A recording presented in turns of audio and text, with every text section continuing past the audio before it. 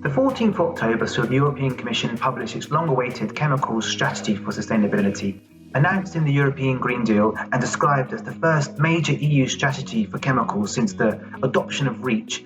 The CSS communication comes following months of intense discussion between industry and civil society, but also within the Commission itself. The Commission is facing strong political pressure from both the European Parliament and the Council. Will it be able to control the final direction of its proposals? Well, that's an open as yet unanswered question. But what we do know is that the CSS is the beginning and not the end of a very lengthy process of policy change for chemicals. This process will require stakeholder collaboration, strong data, and accurate scientific analysis if workable regulatory outcomes are going to be achieved. Broken down into 5 priorities and announcing over 50 upcoming proposals, the CSS stated ambition is to guide EU chemicals policy in a more sustainable and circular direction while also increasing the EU's resilience following the COVID-19 pandemic. It is seeking to make the regulatory process for chemicals simpler and more transparent through initiatives aimed at securing a more coherent legal framework.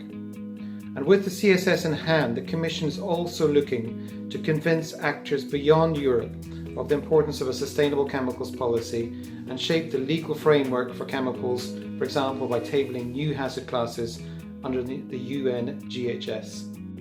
CSS looks set to modify many key aspects of EU chemicals legislation.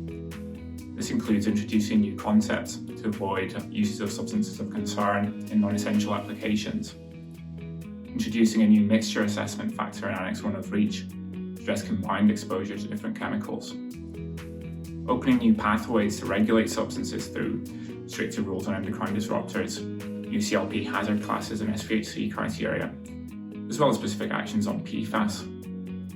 It also includes a commitment to consider extending registration requirements under REACH to certain polymer groups.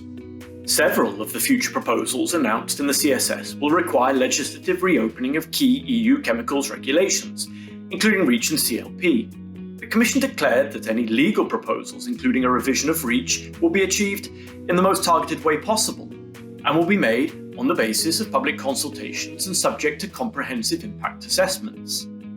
By adopting the CSS, the Commission has certainly succeeded in developing a policy strategy with the potential to introduce radical change to the functioning of EU chemicals legislation.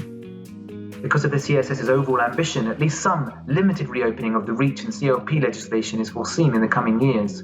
But the scope of this reopening, as well as the exact procedure it will follow, all remain to be seen.